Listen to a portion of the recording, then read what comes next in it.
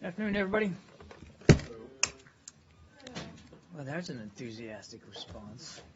Is somebody not happy about the result last night? Is that the problem? All right, I don't have any toppers today, so we'll get right after it. Matt? It's because a large amount of the foreign policy stuff at the White House today was about North Korea, and I don't expect that you're going to say anything different than the White House is. I'll start with Syria.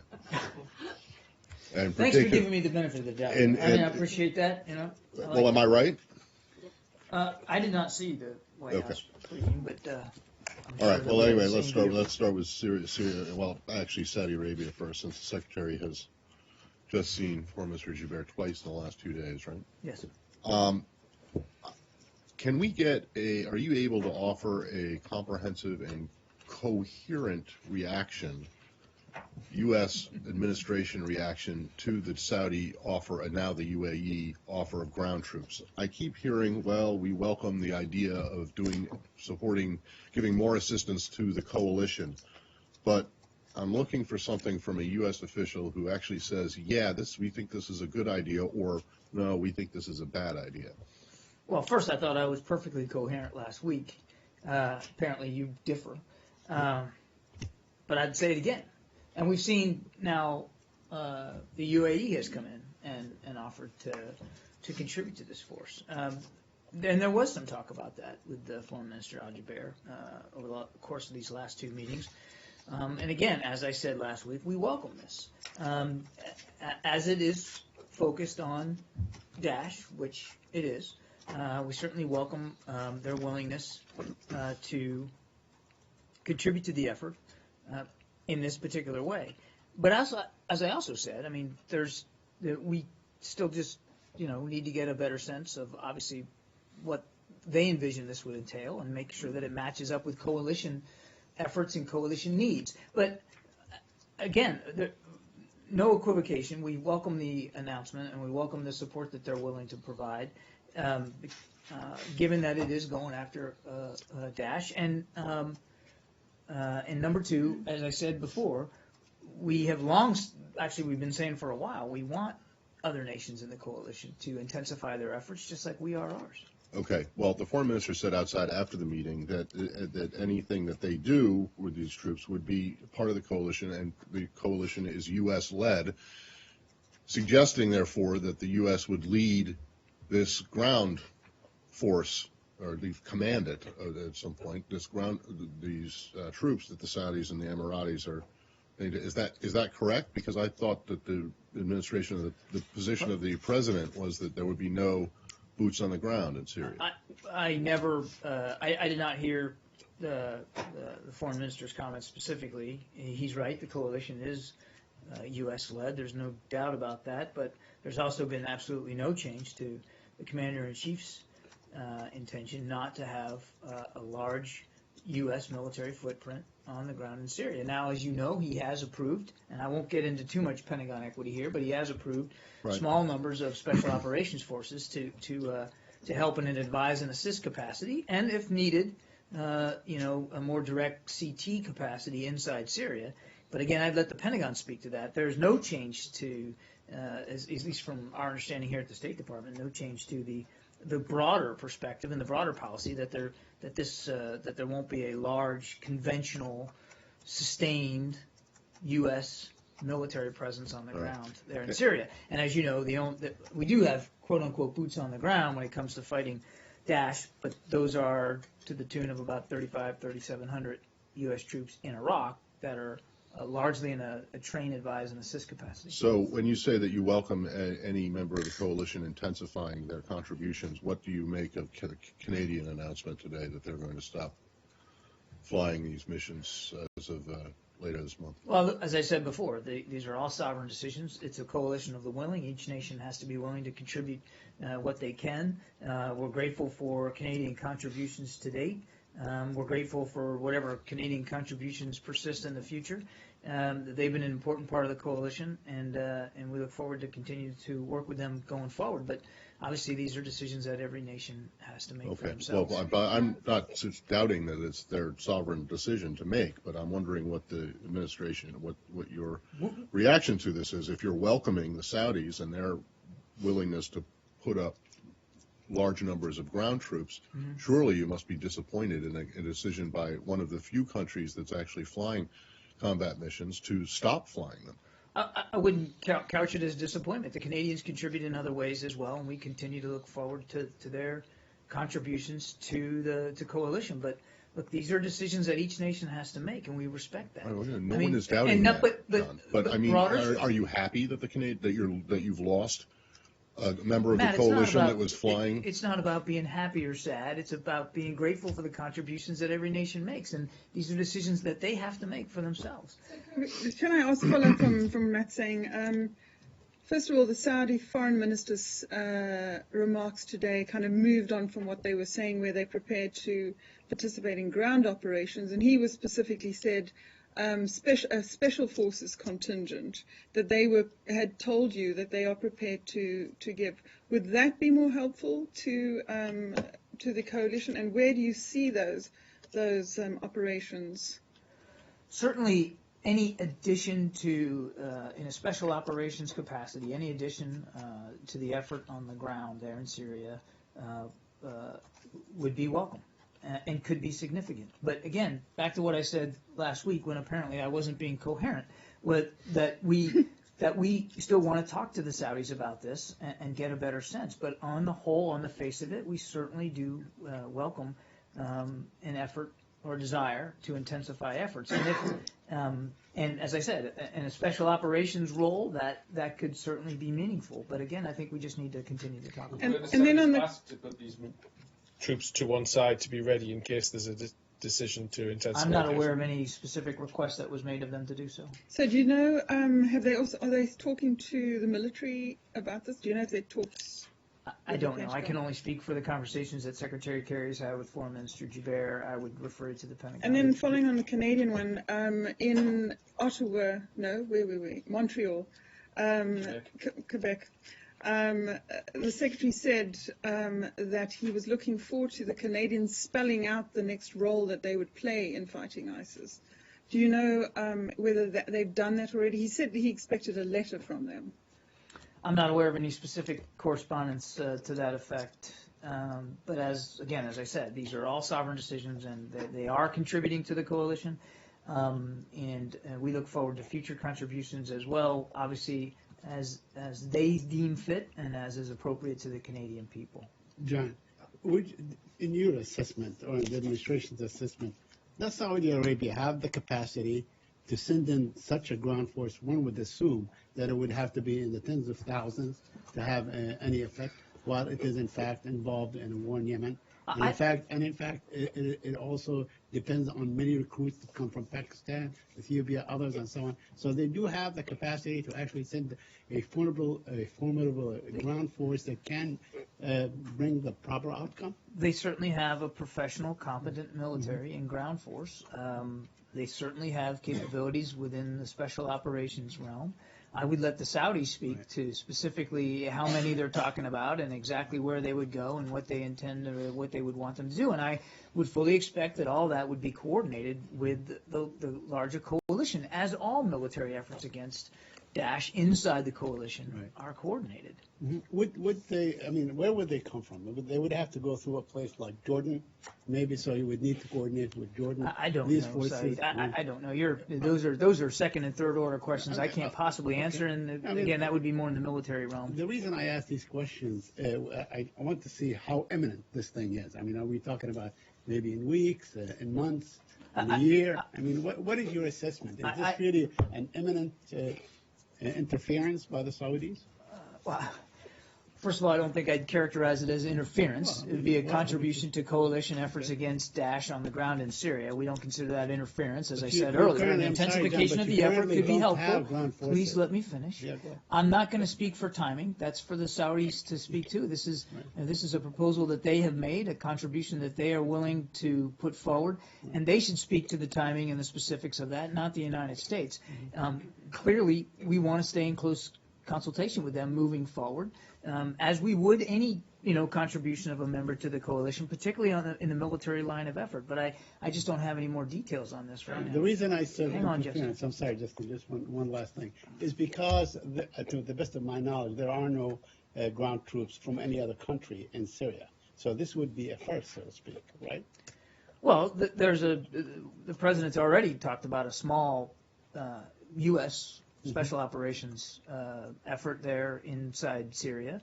If you're talking about another, like a third party member on the ground in any significant number, I'm not aware of any. But again, I'd point you to the Pentagon for more granularity on that. I don't have the order of battle in front of me.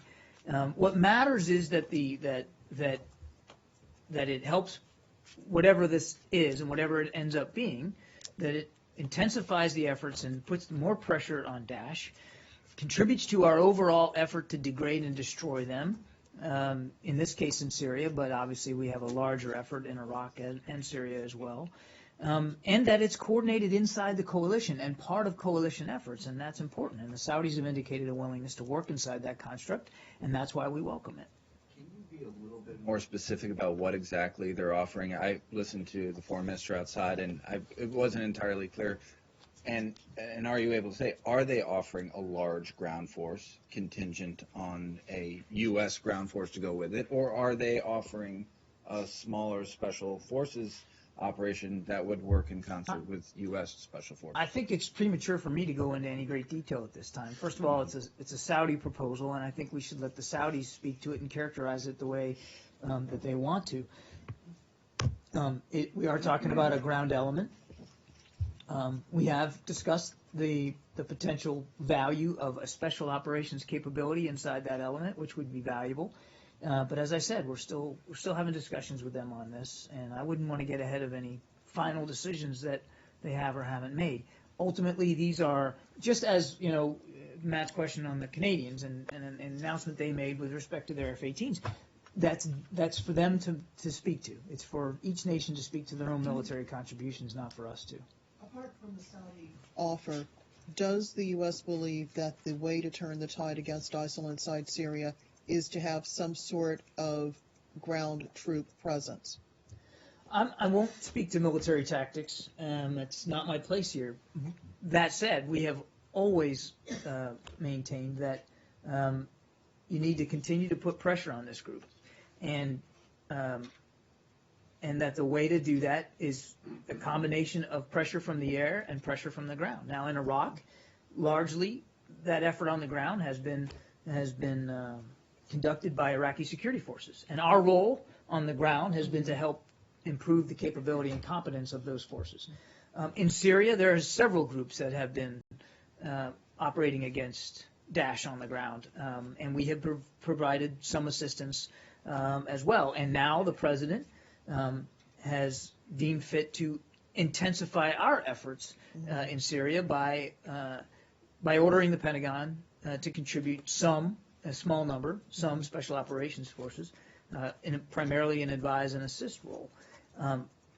We welcome this proposal by the Saudis to intensify their efforts by introducing some sort of ground elements in Syria to, again, intensify the pressure on Daesh. Exactly what that's going to look like and how that's going to play out, I just don't think we can say right now. But if it can lead to further degrading and destroying their capabilities on the ground, well, that's a good thing, and we want to continue to have that discussion. Yeah. On the same subject, Turkish authorities have been talking about a new wave of Syrian refugees because of the Russian strikes. Do you happen to talk to Russian counterparts about their increased attacks in northern Syria, which has been reported as killing many of the civilians as well? Of course we have talked to our Russian counterparts about their continued military activity in Syria and the degree to which it's contributing to a lack of humanitarian assistance getting where it needs to get to, an increase in what we have seen are credible reports or reports from credible organizations about civilian casualties and damage to civilian infrastructure, and three, as I said, I think it was Friday, an increase in the displacement of civilians. And we know that there's the estimates go from just more than 10,000 to much greater than that, just in and around Aleppo, of displacements, which will obviously have an effect on the refugee flow out of Syria and then at the very least to the border. So yes, we're concerned about this. We've talked about it publicly. I've talked about it here from this podium, and we have certainly mentioned it in our conversations with Russian authorities. It seems like there are tens of thousands of refugees right now waiting at the Turkish border. Again, from Turkey over the weekend, remarks came from Ankara saying that could be 500,000 more Syrians may escape. So this is apparently a very imminent situation. The question is there anything else the U.S. can do to convince Russians to stop these strikes in the northern Syria? We have talked a lot about this with them, and you heard the Secretary address this very issue on Friday. And that's why he believes this upcoming meeting in Munich is important on Thursday to deal with this exact issue.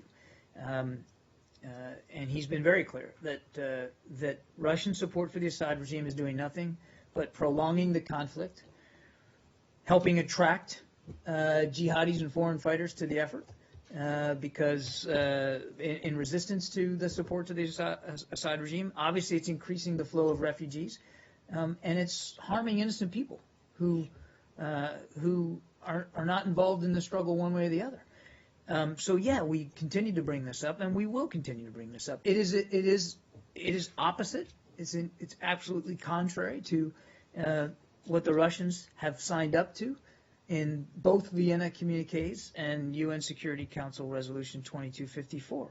So we've made that plain and clear to them, and I suspect you'll continue to see the Secretary do that. And I think it'll be certainly be a topic of discussion on Thursday in Munich. But it seems on the ground that opposite the U.S. arguments, Russians supported Syrian regime forces and Hezbollah are making gains. Why should the Russians change tactics if they see they are winning on the ground? Our argument is they should stop doing this because in bolstering the Assad regime, they are doing nothing but prolonging the conflict and making it much harder for us to get to any political resolution or transition of any kind. It was in part, as I said last week, because of Russian military support to regime forces on the ground in and around Aleppo that the talks in Geneva weren't able to go forward. And the special envoy had to pause them. So the argument to the Russians are, A, you made a commitment that you would support a ceasefire and humanitarian access, so you got to live up to your commitments. They didn't just make them verbally, they made them in writing. Number two, further support of the Assad regime and bolstering him and empowering him is just prolonging the conflict in Syria and making it that much harder, not just for the Syrian people, obviously, but for neighboring nations like Turkey, which is already dealing with an immense refugee problem on their side of the border and security issues of their own along that border, which we recognize. So the arguments are all there in the plain for the Russians to do the right thing. Now, why they haven't done the right thing, you'd have to ask them.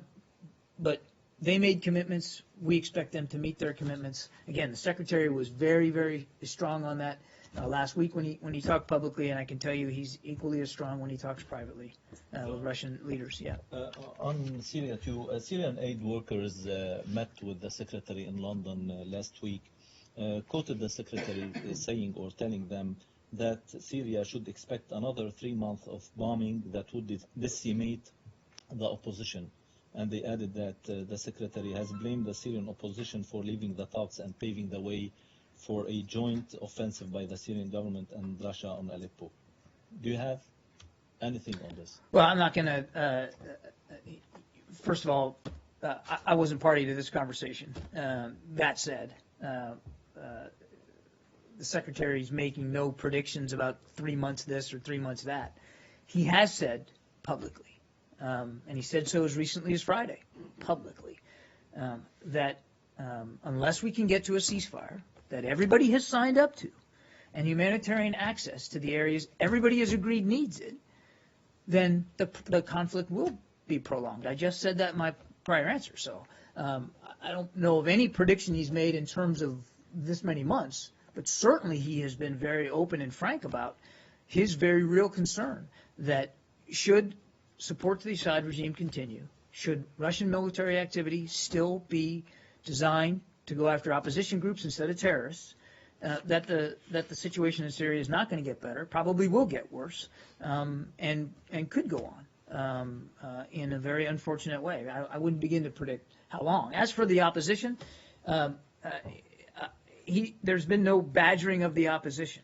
And again, the Secretary addressed this as well on Friday, that all along we wanted the regime and the opposition to participate in these proximity talks and get them going without precondition.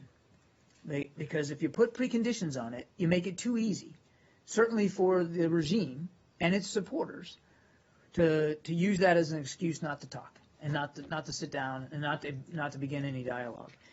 Also, by being able to have talks, hopefully, ideally, you can start to get at the issues that are most of prime importance, which is a ceasefire and humanitarian access. It's hard to do that when you're not even having a dialogue. It's certainly hard to do that when, as we saw, when people are being bombed and they're not being able to get food and water and medical supplies. But there was no badgering of the opposition here, and there was no blame game, except that what you saw the Secretary say very publicly last week, which was that he felt the regime itself and its supporters, yes, including Russia, did contribute to an atmosphere in Geneva that was not conducive to productive dialogue, and seemed to indicate that what the regime in Russia believe is that there is a military solution to a problem that we always have maintained there can only be a political solution for. One more on this too. Foreign Minister Al-Jubair has just said that he discussed with the Secretary how to intensify the aids to the opposition to stop the offense made by the Russians and the regime. Is the U.S. involved in intensifying the aids to the opposition, or can you elaborate on this? I think in general terms, Foreign Minister Jubair has it right. We are talking about ways we can intensify our efforts, but I'm not going to go into any great detail. More on Syria? Go ahead. In your estimation, with the Syrian government advancing Aleppo, which is backed up by Russian airstrike, how does that affect the effectiveness of the Syrian opposition party? And in their role of the process, do you think they actually complicate the resumption of those peace talks?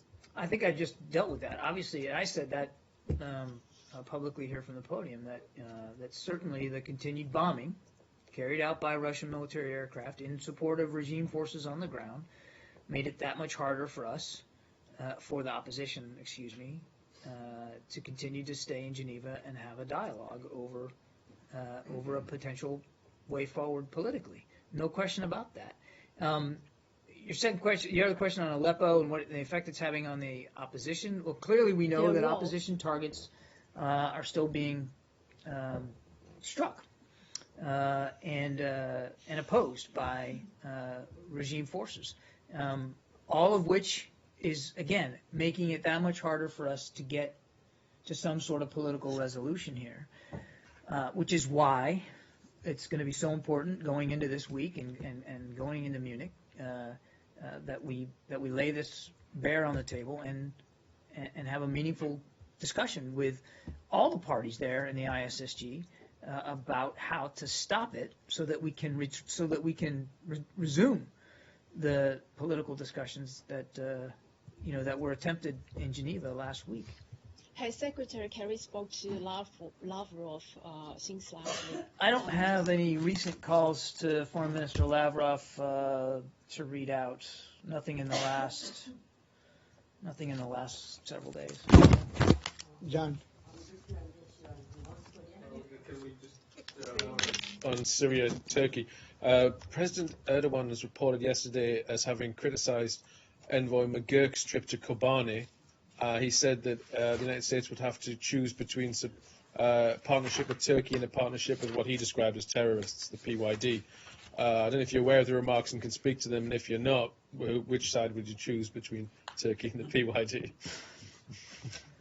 Well, number one, Turkey's a NATO ally and a key partner in this effort against Daesh. We are grateful for the support that they're providing, and certainly grateful for the support that they can continue and will provide in the future. As I said, this is not a theoretical exercise for the Turks. It's right on their border. They're dealing with a couple of million at least of refugees on their side, not to mention the real possibility of more coming across, thanks in part to the activity by the regime and Russian military forces. So we understand that there's a great sense of pressure there in Turkey, and again, we're going to continue to work with them as closely as possible. And the concerns that they have expressed about the YPD is not new, nothing new at all. And we're going to continue to talk with them and consult with them about them. Look, the choices that have to be made here are the choices about how we as a coalition are going to intensify our efforts to degrade and destroy this group in Iraq and Syria. Those are the choices which nations need to make. Those are the choices that we are certainly going to make.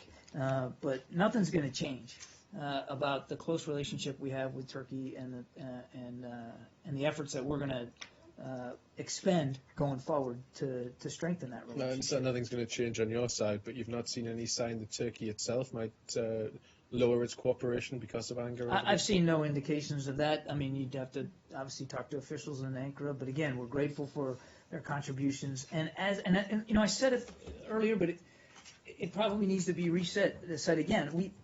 This isn't a theoretical thing for them. This isn't some far-off, distant conflict. It's right there on their border, in their backyard, and they're being affected by it literally every single day, in tangible, demonstrable, real, human ways.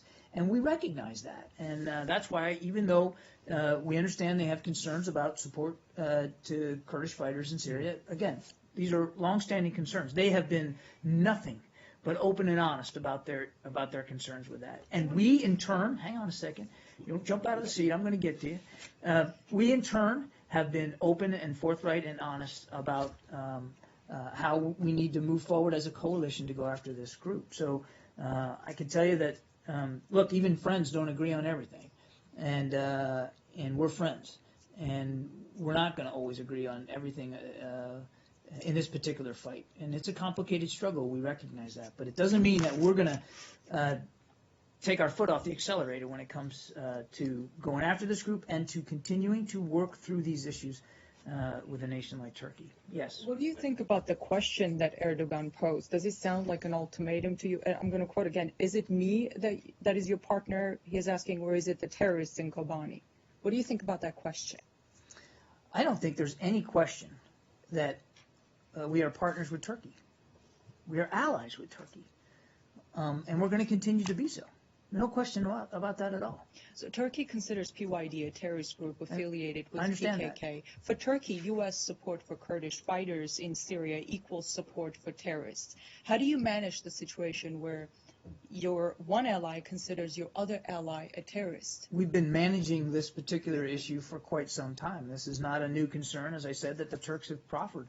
And we don't, as you know, recognize the PYD as a terrorist organization. We recognize that the Turks do, and I understand that. Even the best of friends aren't going to agree on everything.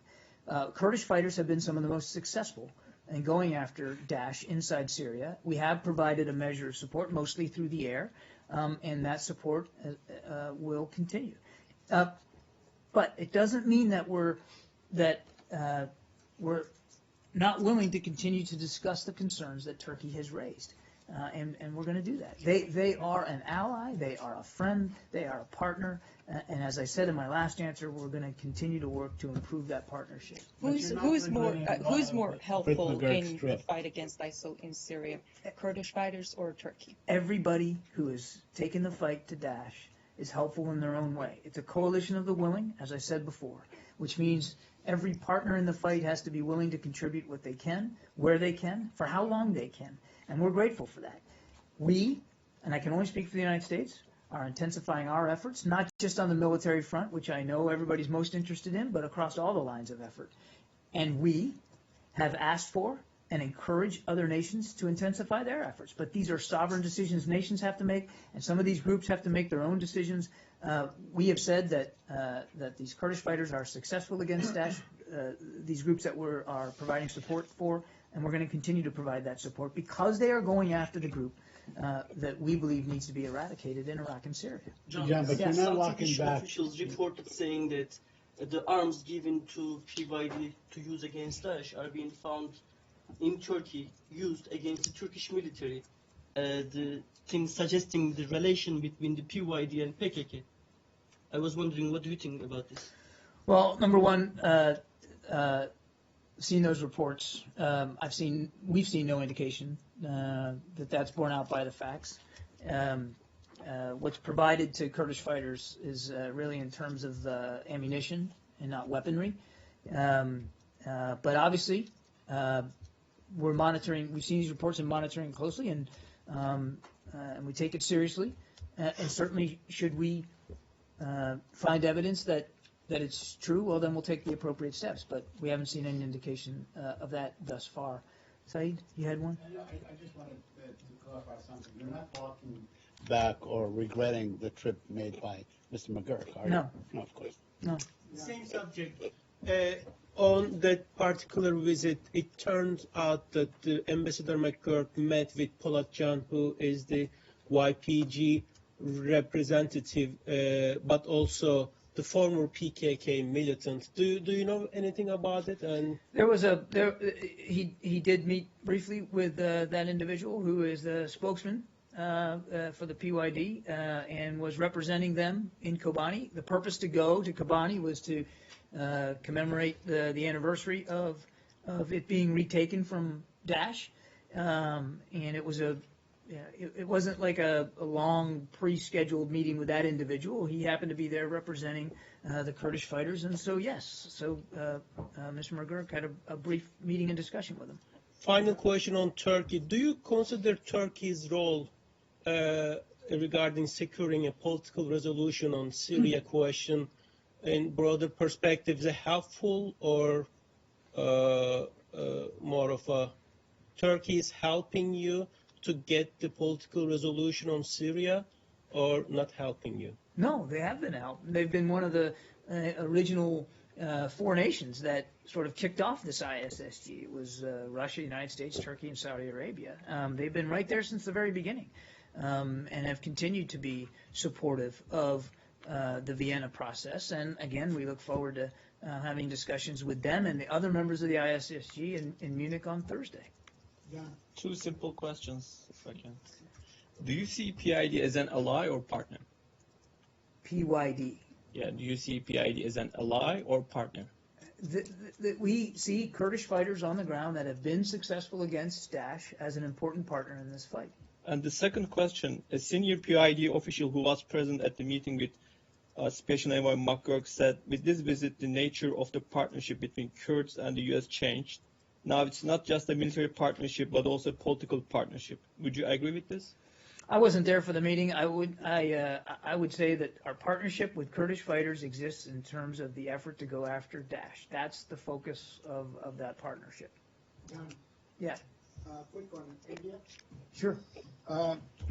Mr. David Hadley, who is in Chicago jail in connection with Mumbai attacks, he was asking in the past that if the Indian courts or Indian government gives him immunity or free him, then he will tell everything he knows or whatever was going on, who was behind that. And he did.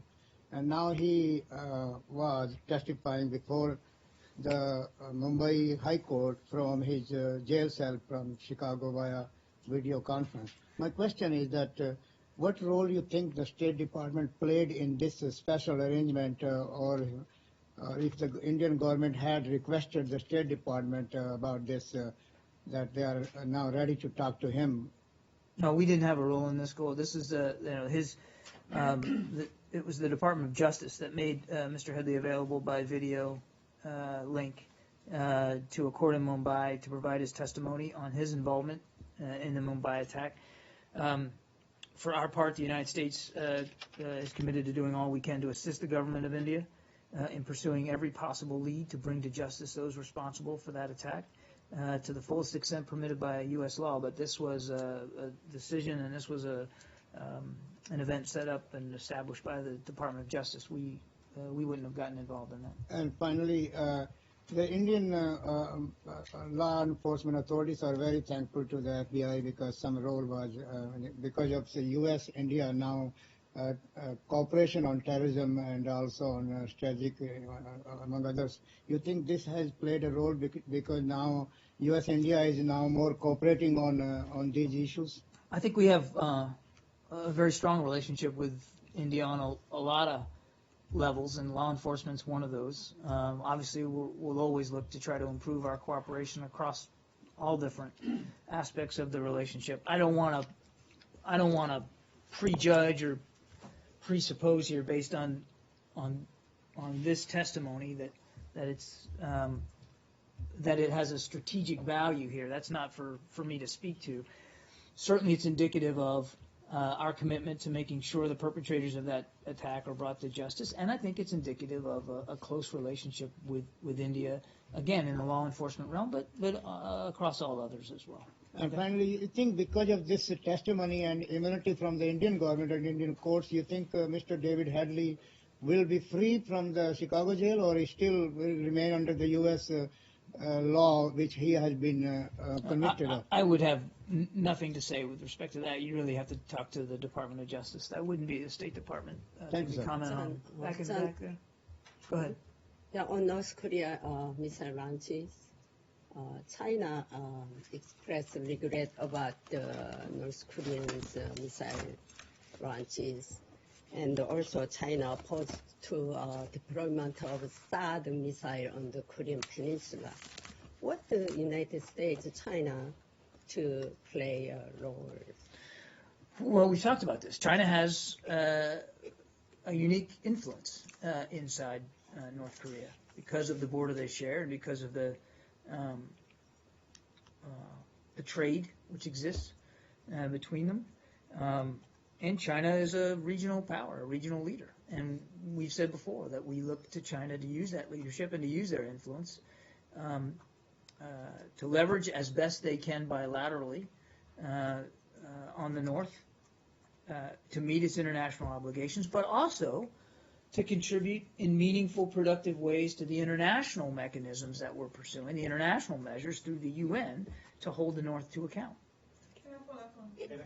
But China to actively participate in the North Korean sanctions at the UN Security Council, but when deeply Chinese really reject about UN Security Council's sanctions, so what is the United States pressure to China at this time? But it exists the sanctions on January 6th, they have a hydrogen test. After this, they have a second sanctions going on.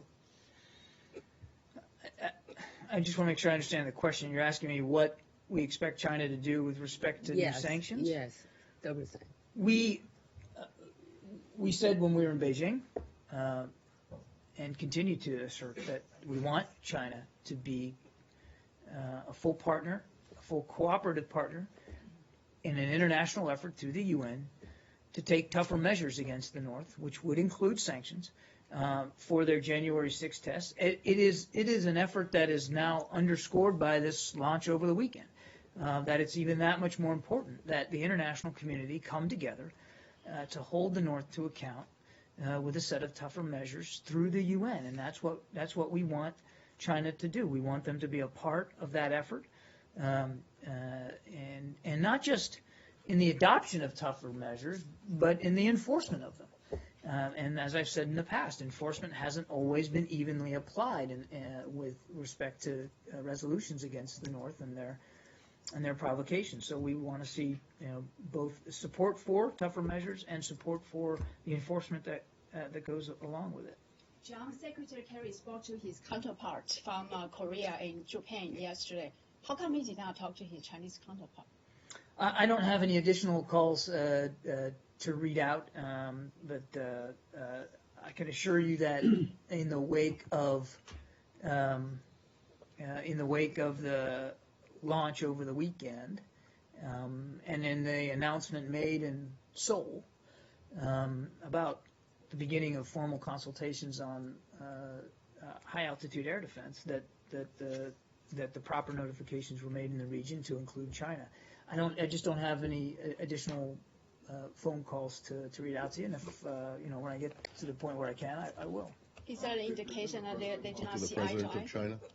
I don't know. I'd have to go look, man. I'm not sure. How would you? Are you satisfied with the response of the international community thus far? To what? To the first the nuclear test and now to the missile launch? It's I think you probably saw Ambassador Power had some comments yesterday. We believe that the UN, obviously the members of the UN Security Council, are taking this seriously, and we're encouraged by that. But now, the hard work of actually drafting these new measures has to be done, So in other words, and enforcing them. You're not satisfied yet with. Well, there hasn't been a set of measures agreed to yet, Right. but clearly there is a building consensus that we have to get there. Right. Well, I heard your colleague at the White House describe the response so far as robust, and I'd just like to. Do you share that? Do you think that it's been a robust response from the Security We Council? believe or that the there others has in been Iraq? certainly that we believe there has certainly been a There's been a high lot level of- of focus on this, and every intention in the international community to take it seriously and to act accordingly. And again, I'd point you back to Yeah, but there some of hasn't the things that actually Ambassador been Power said yesterday. But there hasn't actually been any action. There have been active discussions on pursuing measures. Now, has there been a vote in the UN? Has there been a vote? That goes down. Has That's going to there be in the been- book. it's- Active discussion on pursuing measures. That's exactly And that's right. action. You asked me, has there been anything? I said there's been active discussions in terms of pursuing measures, but are we there Okay. yet? We're not ready for a vote. But All right. So look, the- we want this to move forward. As Understood. But expeditiously you're as not where possible. you want to be yet. Correct. If right? you're asking me, do we have measures in place now that are tougher and will hold the North to account that we know we're going to be fully enforced? No, of course not. We're not there yet, but we do have every expectation that we can get there. So, do you know if the satellite that North Korea claims it's put into orbit, do you know if that's operational? I don't know. I know. I think DoD has acknowledged that it is in fact in an orbit around the Earth. As for its operational status, you'd have to talk to the folks in Pyongyang. I don't have an update for you. Isn't this something that the U.S. You have a number? I'll get you one. Yeah. Name even? I'll tell you what. I'll buy you a plane Hey, AP's ticket. got a bureau. Go there yourself and ask. And the follow-up, oh wait, I have one more, sorry. Do you maybe know where they would get this technology from to build this, given that this is a country that's under... I wouldn't get into sanctions? matters of intelligence here from this podium. But look, these are the ballistic missile technology that was used to launch this thing is obviously a capability we know that they've been trying to improve. It's something that we've watched closely, but again, I wouldn't go beyond that right now. High-level officer in State Department, I don't know, I forgot his name, but he had an interview with a Korean newspaper 2 weeks ago. He said that if a diplomatic option is not working, then the sanctions against North Korea, he must be taking other options to North Korea. Do you know what is the other options? Maybe military options or more strong options? I think you can understand why I wouldn't hypothesize here about other options. We believe that the focus right now should be on tougher measures through the UN. We're going to continue to pursue that to hold the North to account. And as for hypotheticals beyond that, I just wouldn't speak to it. Yeah. See, when you say that you're not yet ready for a vote in the UN, the only conclusion what one could draw is that there are still disagreements between China and the US on the matter. Is it the right conclusion to draw from that? When we came away from Beijing, I think you may have seen that the Secretary had a press conference with Foreign Minister Wang Yi, and and out of that, I think there was general agreement, and they said so themselves, that obviously the North needs to be held to account for this activity. China is, and has every right to be, deeply concerned about what the North is doing. And this missile launch on the weekend of the New Year, I think, can be seen rightly as a slap in the face right at Beijing. So they have every right to be concerned, and they are. And the Secretary talked about that when we were in Beijing, that through the discussions we had, it was apparent that even the Chinese agree that there needs to be some tougher accountability. Now, they didn't get into a great lengthy discussion about what that's going to mean, and so I can't sit here and tell you that we have unanimous agreement between Beijing and Washington about exactly what those measures ought to be or in which way they need to be enforced. That's why it's important for the UN to continue to have these discussions and to move forward to propose some tougher measures. But it has to be something that the UN does collectively. So we believe that the Chinese certainly share the same sense of urgency that's shared in the region. They may not have the same view in terms of exactly what measures ought to be adopted, but that's why it's, again, important to have discussions inside the UN. One more question on this basic strategic principle. The U.S. has always maintained that any negotiation should lead to North Korea dismantling its nuclear facility altogether. On that principle, are the U.S. and China on agreement on same page? On what issue? On the fact that any discussion on North Korea should eventually lead to North Korea dismantling its entire nuclear facility. We believe that the complete and verifiable denuclearization of the peninsula is key to this. We've always said that we're willing to return to the six-party talks that would lead to that effort, but the onus is on the North to get there. I will say, broadly speaking, that the Chinese also don't want to see a Korean peninsula that is any further destabilized than it already is. John, can I just ask you this? You and other officials have both used this line about how there was a slap in the face right at Beijing, but I'm not sure I understand how the logic behind that statement, because if it is true, as you complain, that the Chinese are not using their leverage to the fullest extent on the North Koreans and aren't doing as much as you would like to, how is this a slap in the face to Beijing? Why isn't this more of a slap in the face to you guys, to Washington? Because, if the Chinese aren't doing as much as you think they should be or could be, then the North Koreans aren't really slapping them in the face. They're slapping you. Well, they're certainly flaunting international commitments. Well, that's true. About that. Yes, but I mean, I think, again, without getting into into too much greater detail, I think the timing of this particular launch,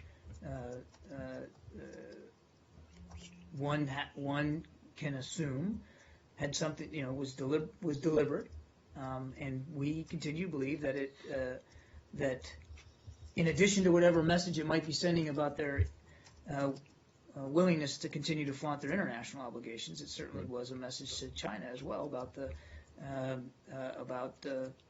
their willingness to flaunt that as well. So you think that they timed it deliberately with the New Year festival festivities, and not with the Super Bowl? I mean, this thing flew over the site of the Super Bowl about an hour after the game ended. Look, as for exactly what went into their calculations, you'd have to talk. And again, I'm happy to help you get travel there to Pyongyang if you want to go and be the bureau chief there. But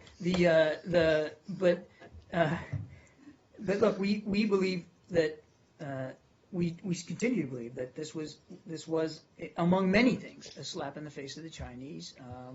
Well, I know that's how you would like to present it, because you want the Chinese to be angry and upset. No, it's not how I'd like to present it. It's how I'm presenting it. Well, not like to present. I am presenting it that way. Right. So you're trying to rile up the Chinese to goad them into doing more.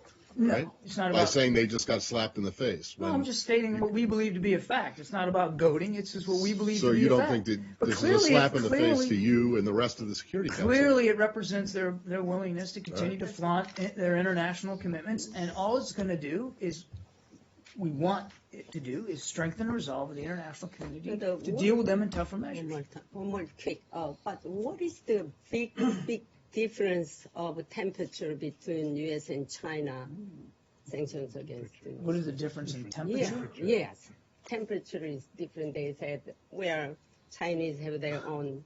I think I've dealt with this question. I mean, I'm not going to speak for Beijing. I can tell you, coming out of our meeting there, that they recognize the same sense of urgency that we have, and they recognize the need to hold the North to account. They recognize the need for tougher measures.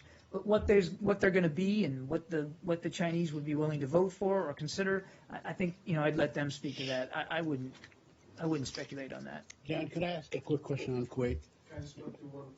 North Korea then.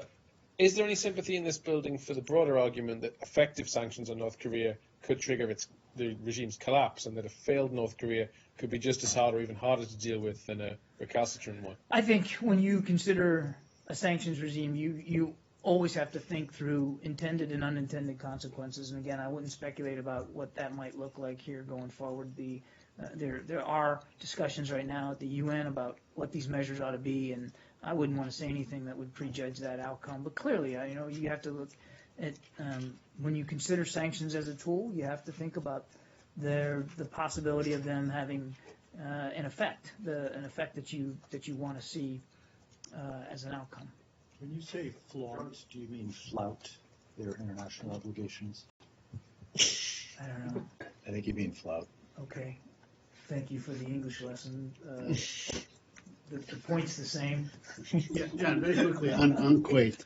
As we, you and we get ready to celebrate the 25th anniversary of the liberation of Kuwait, at the time it was looked upon as potentially a bastion of, tolerance and democracy and so on. Well, today there are dozens of activists and parliamentarians. Salam al-Barak is one of them.